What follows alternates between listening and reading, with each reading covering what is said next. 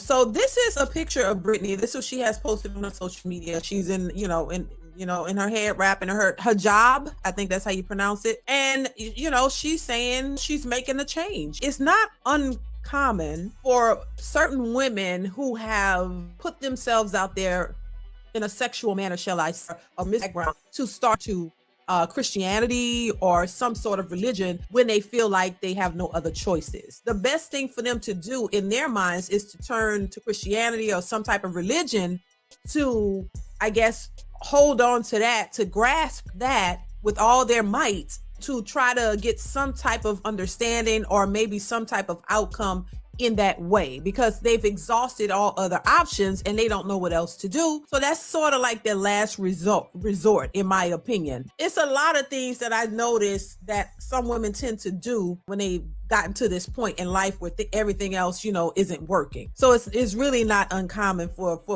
women to try that. Now, can they stick with it is a whole nother topic.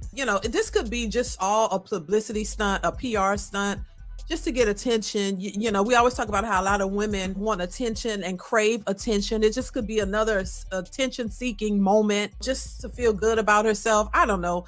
And listen, I have no hatred toward this woman whatsoever. It's just I'm looking at the behavior and what she's putting out there and what she has put out there.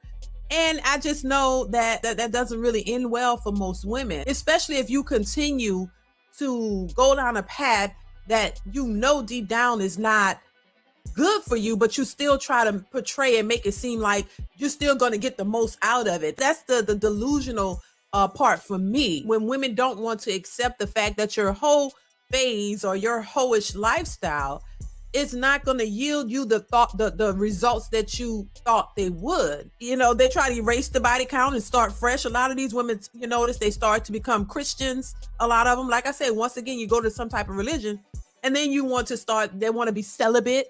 You got 3 baby daddies, 3 kids by 3 different men. Now all of a sudden you turn Christian and God is at the forefront of your life.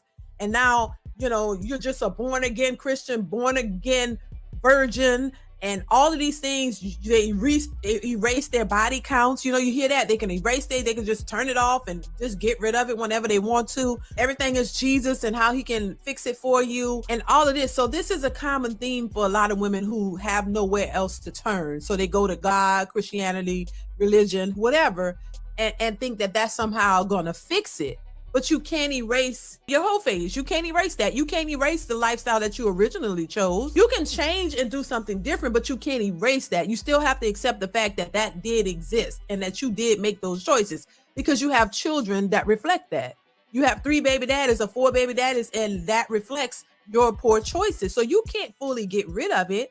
So you still have to accept that you made poor choices and now you want to do something differently. It still doesn't mean that you're going to end up with everything that you want, because there are consequences for the choices we all make. It's not just women, it's not just men, it's just everybody in general. But unfortunately, a lot of women tend to think that there's an exception for them, that somehow you don't have to go through the consequences associated with your actions. And that's just crazy, because women have been made to be delusional, because everybody has coddled them and told them that you're a queen and you're a 10 and you deserve this and this and that, and the world owes you everything. And that's what the problem is. They don't know how to accept accountability in their actions, when men, on the other hand, are more acceptable and of understanding where they fit, their actions and the things that they got to do to better themselves. Men seem to be more accountable than women. Let's be real. On the women's side, there's no accountability and everybody supports that. So that's the thing. So a lot of these women can go out and be promiscuous, do whatever they want, regardless to what people are, they go against what people are saying. That's not really good for you to go out there and be a hoe. It's not going to benefit you later on in life. Men aren't going to want to really take you seriously because of your whole, your whole-ish ways and your bad decisions. So maybe you shouldn't do that. Maybe you should stop that and try to do something better that will yield you the results that you later are going to really want.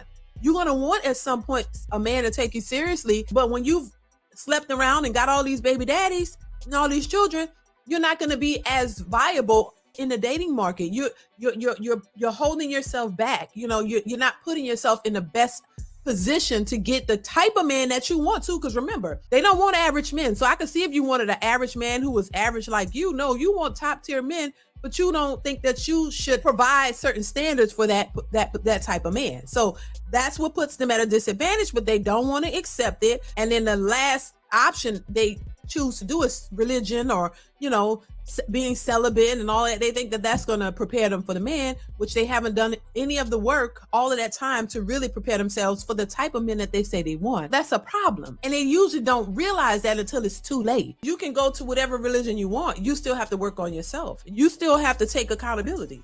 You still got to do the very same thing that you don't want to do. And that's accept the fact that you made some poor decisions. You can't hide from it. You can't run from it. You got to accept the fact that you made poor decisions, that what you were doing was not working. It's impossible to do better without accepting accountability. Let's just put it that way. I always, use the whole, AA situation.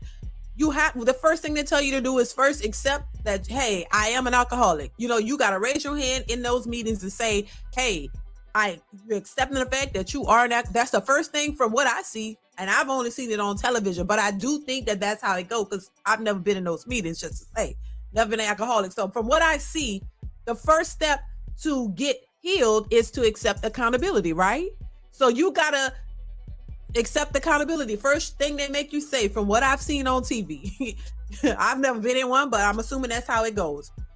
Hey, I'm an alcoholic. That's the first step. You got to acknowledge that you got a problem. That's just the first step. That doesn't mean that there's more work ahead.